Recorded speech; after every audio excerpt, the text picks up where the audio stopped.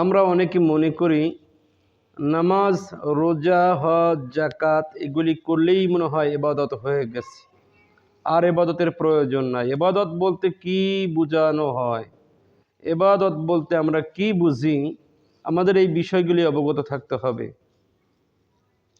যদি আপনি মনে করেন নামাজ পড়লে আপনি আল্লাহর ইবাদত করলেন, তাহলে আমি বলি 5 ওয়াক্ত নামাজের জন্য না হয় আপনি 2 ঘন্টা সময় ব্যয় করলেন, আরও যে বাকি 22 ঘন্টা সময় আছে ওটাকে আপনি শয়তানের ইবাদত করবেন, ওটাকে আপনি শয়তানের গোলামি করবেন না।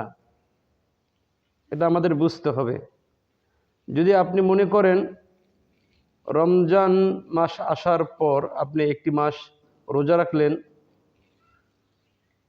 তো আপনি আল্লাহর ইবাদত করলেন। আমি বলি রমজান মাস তো একটি মাস ইবাদত করলেন, এরপরে যে আরও 11টি মাস রয়েছে ওটাকে আপনি শয়তানের গোলামি করবেন, ওটা কি শয়তানের ইবাদত করবেন আপনি? না।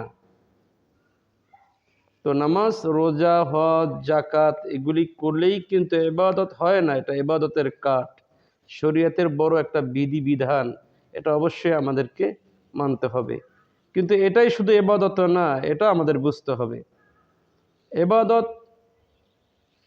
আপনার সাংসারিক জীবনে, আপনার ব্যক্তিগত জীবনে, আপনার রাজনৈতিক জীবনে, আপনার অর্থনৈতিক জীবনে, আন্তর্জাতিক জীবনে আল্লাহ এবং আল্লাহর রসুলের আইন বিধিবিধান আপনাকে মেনে চলাটাই হলো ইবাদত।